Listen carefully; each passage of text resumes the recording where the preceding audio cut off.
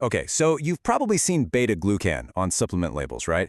It's everywhere for immune support, heart health, you name it. It's super popular. But the story of how this thing actually works inside our bodies, well, that is a fascinating scientific puzzle. We're talking about huge molecules, our gut, and some results that are, well, pretty surprising. So let's just dive right in and unpack the science. And this is really the central mystery we're going to try to solve today. See, beta-glucan is a polysaccharide. That's just a sciencey way of saying it's a really, really big sugar molecule. So the question is, how does something this huge that you just swallow in a pill get into your system and do anything at all? Logically, it feels like it shouldn't work, but it does. Let's find out how.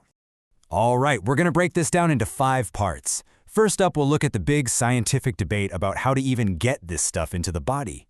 Then, we'll get into this wild paradox about how it's absorbed. After that, we'll decode why the source of beta-glucan is so important, compare the huge differences between animal studies and human trials, and finally, get to the big one. What's the right dose? So let's start with this delivery dilemma. For the longest time, scientists were really kind of stuck debating the best way to even administer beta-glucan to see any kind of biological effect. You basically had 2 camps. On one side, injection. You know, the classic lab method. Just put it straight into the bloodstream, completely bypass the digestive system. It's direct, it's controllable. But then, on the other side, you just have swallowing it. And researchers were really skeptical. I mean, way back in a 1996 study, they were already asking if a pill could possibly be effective. Your gut is a pretty harsh place, and it just seemed impossible that a molecule this big could survive, let alone get absorbed. So this whole debate led to some really cool experiments, and a result that nobody saw coming. It turns out, when you're talking about beta-glucan absorption, what you think makes sense is probably wrong. And a huge piece of this puzzle came from a 2006 study by Sandvik and his team.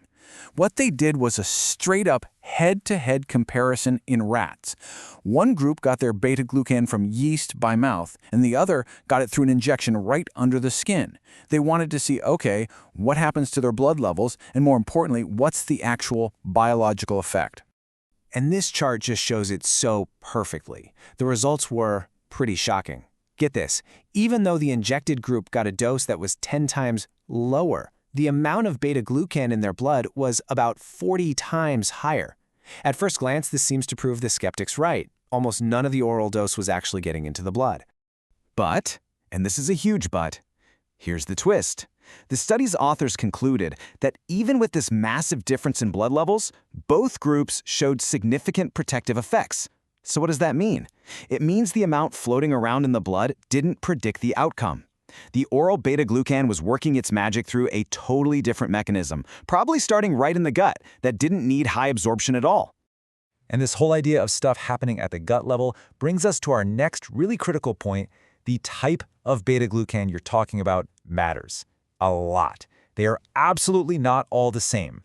You know, beta-glucan is really more of a family name for a whole bunch of different molecules. A big 2023 review pointed out that while they're all made of these glucose units, it's the way those units are linked together, these chemical bonds, that changes everything.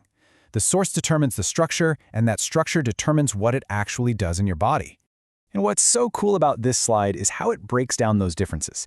Beta-glucans from cereals, like from barley, are mostly these long, straight chains. But the ones from yeast and mushrooms, they have this main backbone, but then they have all these extra side branches. And it's those branches that are thought to be the key to how they interact with our immune cells. That's why you see so much research on yeast and mushroom sources for immune support. Okay, this leads us to something that trips up a lot of people, dosage. And to really get a handle on dosage, you have to separate what you see in animal studies from what happens in human trials. Just look at these animal studies for a second. Back in 2003, one study fed rats an absolutely enormous dose of barley beta-glucan. We're talking over 5,000 milligrams per kilogram of body weight. The point there wasn't to test an effect, it was to prove that even these crazy high amounts were safe. Then you have the Sandvik study, using a much smaller dose to show that taking it orally actually worked. The point is, animal studies often use extreme doses to answer very specific questions. Now let's flip over to human trials. See the difference? The doses are much more realistic. A 2005 study gave people between 100 and 400 milligrams total for the whole day. And, yep, just like in the rats, they didn't find much being absorbed into the blood. And then, much more recently, a 2023 trial gave adults 200 milligrams a day from reishi mushrooms and found it actually boosted their immune cells. These are the kinds of doses that are relevant to us. So, now that we've looked at delivery, absorption, the source, and the type of study, we can finally try to answer that big question. What dose should we actually be looking for? Let's just use that 2023 Chen study as a perfect example. We're talking about a randomized, double-blinded, placebo-controlled trial, the gold standard of research. And in that study, a daily dose of just 200 milligrams of reishi beta-glucan was enough to show a real effect on immune markers in healthy people. That gives us a really solid, evidence-based number to think about. So here's the bottom line. Dose is all about what you're trying to do. It's totally context-dependent. For general immune support, you're looking at human trials using a range of about 100 to 500 milligrams a day. But for a completely different goal, like cholesterol, whoa, that number shoots way up to around 3,000 milligrams. And both of those doses are just worlds away from the gigantic amounts they use in animal safety studies. They're not even in the same ballpark. Okay, wow, we have covered a ton of ground here, from chemical bonds all the way to clinical trials. So let's just do a quick recap of the most important things to remember. First, taking beta-glucan by mouth absolutely works, but forget the idea that it needs to be absorbed into your blood. The real action starts in the gut. Second, the source is everything. A beta-glucan from barley is structurally different from one from a mushroom, and that changes what it does. And third, the dose depends entirely on your goal. What you'd use for immune support is way, way different from what you'd use for cholesterol.